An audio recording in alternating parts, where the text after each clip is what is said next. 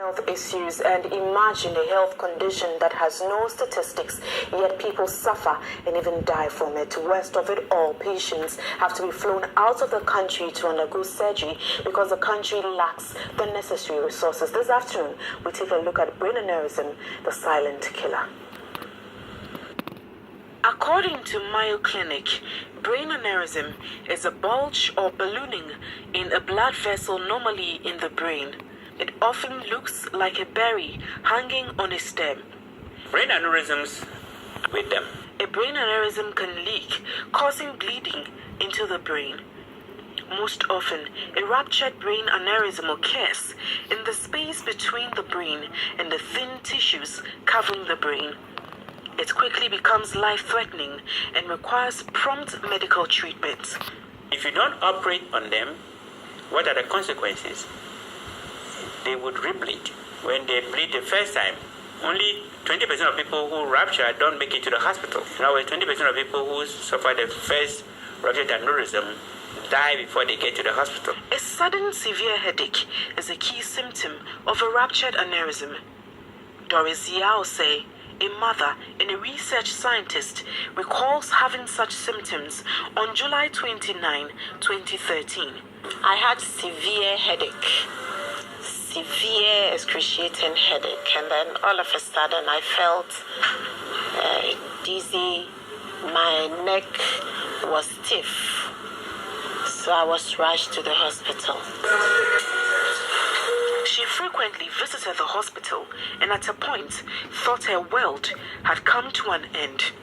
I knew what it was because I had read about it, but then when the doctor told me there was nothing they could do. In fact, I told myself I was going to die.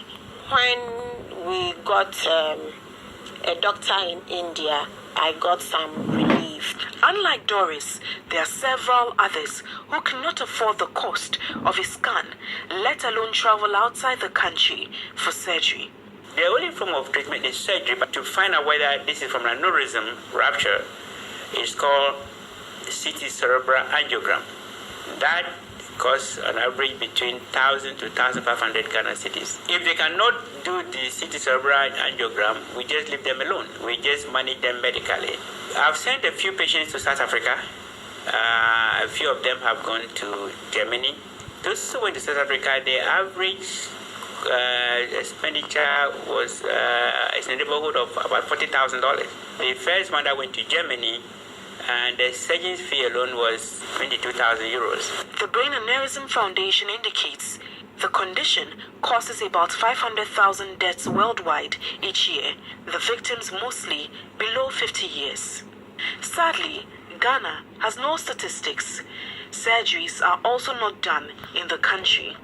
Director of Institutional Care Division at the Ghana Health Service, Dr. Samuel Kaba, is confident the construction of the new hospitals with the needed facilities and auxiliary support services can cater for such conditions. That can take care of neurosurgical patients. So once we are building that, and then concurrently we are training the people, we have the hope that in the future we should be able to address this issue. While future patients might benefit from this intervention, Doris, a brain aneurysm survivor, has started Brain Aneurysm Foundation Ghana to create awareness and assist persons suffering from the condition.